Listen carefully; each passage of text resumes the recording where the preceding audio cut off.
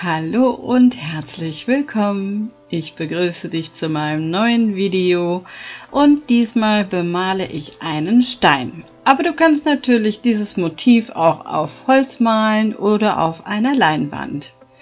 Und hier geht es auch schon los. Den Stein habe ich zuvor mit Titanweiß grundiert und trocknen lassen.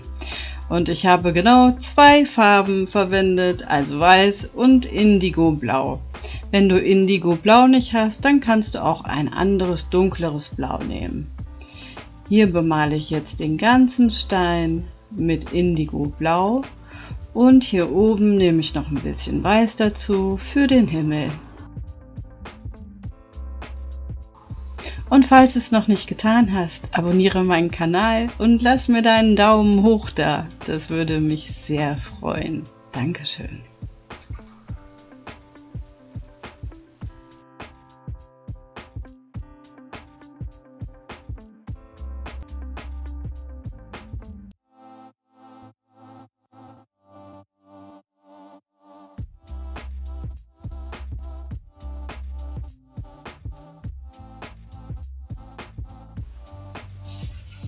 Jetzt siehst du ganz deutlich, wo ich die Horizontlinie gemalt habe, und jetzt setze ich an für die Welle.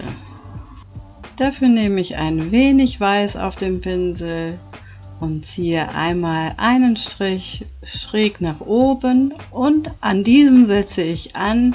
Ich komme ganz sanft auf dem Malgrund an und wische dann von oben nach unten in einer leichten Biegung.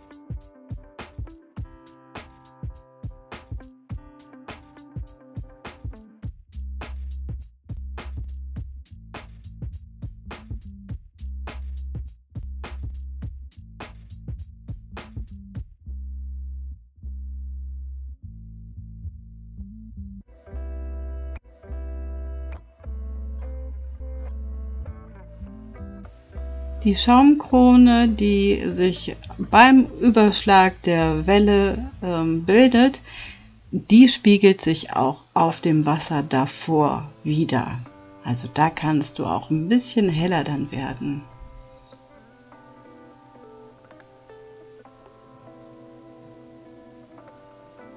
Jetzt kommen noch Wassertropfen, die in der Luft fliegen auf die Welle. Und das ist das gleiche Motiv, was du da im Hintergrund siehst.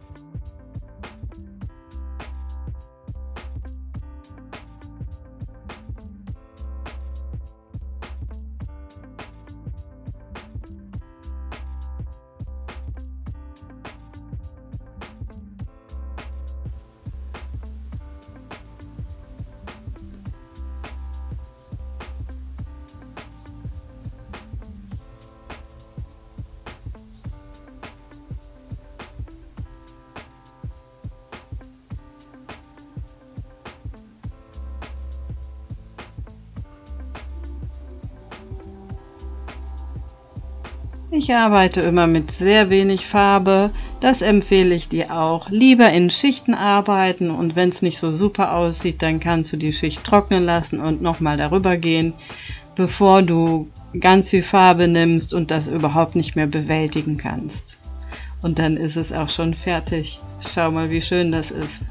Ein kleiner Glücksstein. Ich wünsche dir ganz viel Freude beim Nachmalen und alles Liebe. Deine Anke.